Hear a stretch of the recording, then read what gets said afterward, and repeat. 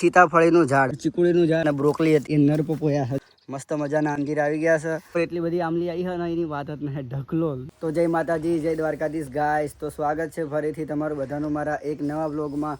અને આજે હું બતાવવાનો છું અમારી વાડી અમે શું શું ઉગાડેલું છે અને શું શું રોપેલું હોય. તો વ્લોગના એન્ડ સુધી બન્યા રહેજો. તો સૌથી પહેલાં શરૂઆત કરવી છે અમારી ગુલાબની વાડીથી. જો તમને લોકોને ખબર ના હોય તો કહી દઉં કે અમે ગુલાબની ખેતી પણ કરવી છે. અને આ અમારી ગુલાબની વાડી છે જેની અંદર અમે ગુલાબનું રોપણ કરેલું હોય. પછી આવા છે અંજીર. જો અમે અમારી વાડીએ છે ને અંજીરનો છોડવો પણ ઉગાડેલો હતો. મસ્ત મજાના અંજીર આવી ગયા છે. અને આ છોડવો અમારો 2 વર્ષનો છે. અને આ બાજુ છે મોગરો જે 5 વર્ષનો છે. અને જો હવે ધીરે ધીરે મોગરાની કળીઓ આવી જાય છે. હવે ટૂંક જ સમયમાં છે ને મોગરો ચાલુ થઈ જશે, સિઝન આવી જશે રેડી. અને બીજી બાજુ જો આ બીજો અંજીરનો છોડવો છે. અને આ બધું જે અંજીર ને એવું છે ને જો મસ્ત મજાનો ડટ્ટો આ બધું છે ને અહીંયા અમારી ગુલાબની વાડીનો ત્યાં સીધો હોય ને અહીંયા ઉગાડેલું હોય. આ છે પારસ જાંબુડો. અને નીચે નાનો અમે પપૈયો ઉગાડેલો હોય ઓલા કુંડાની અંદર. અને આ પારસ જાંબુડાની અંદર ઓલા આપણે જે ઝીણકા એવા નાના નાના જાંબુડા ખાવી છે એવા જાંબુડા ના આવે. ઓલા મોટા મોટા જાંબુડા આવે ને જે બજારમાં વેચાતા મળે એવા જાંબુડા આવે. પછી છે ઘાસ બાજરું. જો અહીંયાથી લઈને ઠેસ ત્યાં સુધી ઉગાડ્યું છે. અને આ ઘાસ બાજરાની હાઈટ જો મારી કરતાં ઊંચી છે. કેટલું ઊંચું ઘાસ બાજરું થાય. જો ખાલી એક અને બીજી 2 બોથા વાળવી ને એટલે 2 ભેંસો ધરી દે એટલા જેવી. આખો દિવસ બીજું કંઈ નાખવા ના આવે. રાત દિવસ બીજું 2 ટાઈમનું હોય ને ખાવાનું થઈ જાય. જો અહીંયાથી ઉગાડેલું હોય આ બધું વાઢી લેલું હોય. અને ગુલાબની વાડીની અંદર પાણી પાવાનું થઈ ગયું હોય. અને પેલી સાઈડ જો બીજું હવે બતાવવા જો તમને બીજી વસ્તુ હજુ ઘણું બધું ઉગાડેલું હોય અમે અને વાવેલું હોય. ઘણા બધા છોડવા છે. આ છે સીતાફળીનું ઝાડ. જો આ કલમી છોડવો હોય જે હા નાનો એવો હોય એને અત્યારથી તે સીતાફળ લાગવાનું શરૂ થઈ જશે. અને આ મોટું ઝાડ આ ઝાડ 4 થી 5 વર્ષ જૂનું હોય. 3 વર્ષ પછી ઉપર જો સીતાફળ આવવાનું ચાલુ થઈ ગયા ઝીણકા નાનકડા એવા હજુ ખાલી ફૂલ બેઠા હોય. અને આ 2 મોટા મોટા ઝાડ હા ડાબલા બદામ જેની ઉપર સરસ મજાની ડાબલા આવી ગયા હોય પણ હા નીચે પડવાનું નામ લેતા નથી. જો આના જે પાંડા ખરા હોય ને એ પાંડાનું અમે હા જો આવી રીતે ઢગલો કરીને ઓર્ગેનિક ખાતર બનાવવામાં ઉપયોગ કરવી છે. અને આ બાજુ મારા એપલ બોર જેની ઉપર છે ને આવડા મોટા મોટા બોરા આટલા મોટા સફરજન જેવડા મોટા બોરા આવે હોય. અત્યારે તો સિઝન પતી જાય હોય એટલે હવે બોરા ઉલી જ ગયા.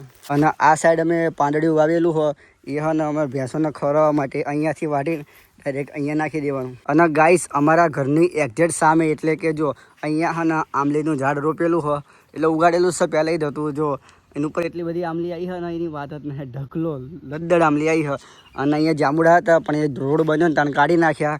અને જો અહીંયા જાંબુડો ઉગાડેલો હોય, એક જાંબુડો રહ્યો હોય. આ જાંબુડો બહુ વર્ષ જૂનો હોય. હવે મને નહીં ખબર કે જાંબુડાની આંબલી કેટલા વર્ષ જૂના હશે. અને જો આ બાજુ જે ઓલા ઘઉં કાઢી રહ્યા હતા ને દસા કામના એ ઘઉંના ઢગલો પડ્યો. અને ગાઈસ અત્યારે મારી પાછળ છે ચીકુડીનું ઝાડ જે 8 વર્ષ જૂનું હોય. અને તમે આગળનો બ્લોગ જોયો છે તમે કેટલા બધા ચીકુ પાડ્યા હતા. 10 થી 15 મણ ચીકુ આવ્યા હશે આ વર્ષે. દર વર્ષે 1 મણ ચીકુ વધતા જાય છે. અને જો આ ઝાડ જેટલું મોટું હોય આ અમારું ચીકુડીનું ઝાડ છે. જ્યારે હું નાનો હતો ત્યાં રોપેલું હતું.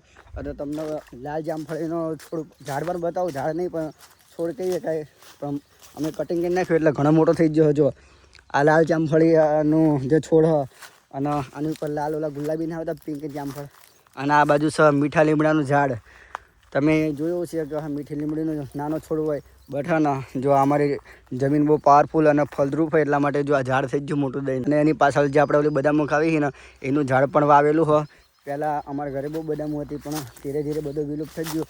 પણ અમે પાછું બધું આગળ રોપણ ચાલુ કરી નાખ્યું હોય. એટલે કે પાછું બધું વાડી તૈયાર કરી નાખ્યું સરસ મજાની. અને ચોમાસું હોય તો ઘણું બધું રોપવાના બીજું બધું.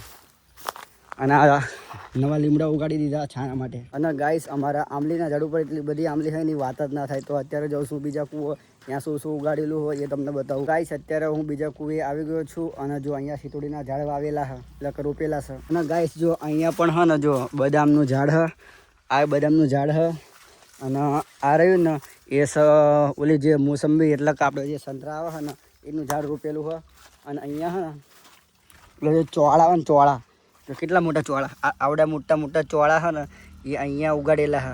2 છોડવા એક આ અને એક આ જે અત્યારે બળી જ ગયો હોય. અને પેલી બાજુ ફુલાવર ને એવું બધું ઉગાડેલું હોય. જો આ નાના નાના સીતાફળીના છોડ અહીંયા ઉગ્યા હોય. જો આ બાજુ ગાઈસ તમને જ્યાં ઘાસ બાજરા જેવું દેખાય છે ને આ શેરડી ઉગાડેલી છે અહીંયા. એ શેરડીના છે ને પાંડા હટાયા નહીં એટલે તમને એવું લાગે બાકી અંદર શેરડી જ ઉગાડેલી હ જો અહીંયા પણ પપોયા છે આ રહ્યા ને એ નર પપોયા છે જો એને હે ને આવી રીતે ફૂલાવે અને પછી આવી રીતે પપોયા દેખાય જો આવી રીતે નાના નાના નાનકડા ટુકડા હે ને પપોયા આવે આનો હે ને આપણે જે જો સાદા પપોયા હોય ને જો હામમાં પપોયો હ આ પપોયા ઉપર જેવી રીતે પપોયા આવ્યા હે ને એવી રીતે હે ને આ પપોયા ઉપર પપોયા ના આવે જો અને અલગ રીતે પપોયા આવે અને ગાઈસ જો અહીંયા હે ને ફ્લાવર ઉગાડેલું હોય જે દવા ને એવું છાંટવાનું ના આવ્યું એટલે જો આમ પીળું પડી જ જવું અને આ બાજુનું જે ફ્લાવર હતું ને સારું સારું બધું કાપી લીધું હોય અને જો તમને બ્રોકલી બતાવું અહીંયા બ્રોકલી પણ ઉગાડેલી છે જો અહીંયા બ્રોકલી હતી પણ અત્યારે કટ કરી લીધી હ હવે સાઈડમાં નવા ફૂટી આવ્યા હ જો આ બે જ હે ને જે હે ને બ્રોકલી હતી એને કટિંગ કરી લીધી હ કારણ કે પાકી જાય એટલે પછી રવા દેવાય નહીં ગાઈસ જો અહીંયા અમારો બીજો પણ બોરવેલ હ જે અત્યારે બન હ એટલે ચાલુ તો હતી પણ અમે એનું પાણી નહીં વાળતા બહુ પાણી તંગી આવે તો અમે પાણી વાળવી એનું અને જો આ મારી પાછળ જે દેખાય છે ને ઓલા જંગલી જલેબી એટલે કે ગોરસ આંબલી આપણે જે કહેવી એનું ઝાડ હ તો હજુ તો હા ને ઉપર મોર આવ્યો હ ઝીણકો હજુ કાતરા આવવામાં બહુ વાર લાગશે હજુ 15 દિવસ પછી કાતરા આવી જશે જો આખું ઝાડ પહેલાં અહીંયા ઝાડ હતું અને અહીંયા હતું તો ગાઈસ અત્યારે હા ને જો મેં આ વાડીની અંદર હા ને પાણી ચાલુ કરી નાખ્યું હોય કારણ કે હા ને જે ગુલાબ હતું ને એ બહુ સફેદ થઈ ગયો અને હા ને છોડવા બહુ મૂંઝાતા હતા અને જેટલા પણ લોકો અમારો વ્લોગ જોવો છે એને હું દિલથી આભાર માનું છું બસ તમે લોકો ખાલી લાઈક કરી નાખજો એટલે હા ને મને મોટિવેશન મળે કે હજુ વ્લોગ બનાવું લાઈકથી જબરજસ્ત મોટિવેશન મળે જેટલા પણ લોકો વિડીયો જોવે છે એ હા ને કમેન્ટ કરજો મસ્ત મજાની સરસ મજાની એક અને જો એક વસ્તુ બતાવું જો ઓલું જે અમારું આંબલીનું ઝાડ છે ને જો આ રહી ગયા આ આંબલીના ઝાડ ઉપર અમે જ્યારે નાના હતા ને ત્યારે હા ને એક આંબલી નહોતા આવવા દેતા આંબલી આવે ચટણી બનાવી ગમે તે કરવી અને અત્યારે આંબલીના ઝાડ ઉપર એટલી બધી આંબલી છે ને એને મેં તે સુકન પડી જાય બટ કોઈ ખાવાવાળું નથી અત્યારે શું કરીશું સમય માન હ એ સમય હતો જ્યારે કંઈ મળતું નહોતું ત્યારે હા ને આંબલી ખાતા હતા કેટલું બધું કંઈ હા ને ગમે તે ઝાડ ઉપર કંઈ રવાતા નથી દેતા અમે બસ જાગીને કામ પતાવીને જ કામ કરવાનું ખાવાનું અને આજના વ્લોગમાં બસ આટલું જ તે તો હું આશા રાખું છું તમને આજનો વ્લોગ ગમ્યો હશે ગમ્યો હોય તો લાઈક કરો ચેનલ પર ન હોય તો સબસ્ક્રાઈબ કરો મળીશું ફરીથી નવા વ્લોગમાં પણ 1 મિનિટ ઊભા રહો જો અહીંયા હા ને મેં એલોવેરા એટલે કે કોરપાઠ ઉપર ઉગાડ્યું હોય તો શા માટે જે અમારી સ્કિન કે મોઢા પર કે ફેસ ઉપર લગાવવા માટે તો ચલો બાય.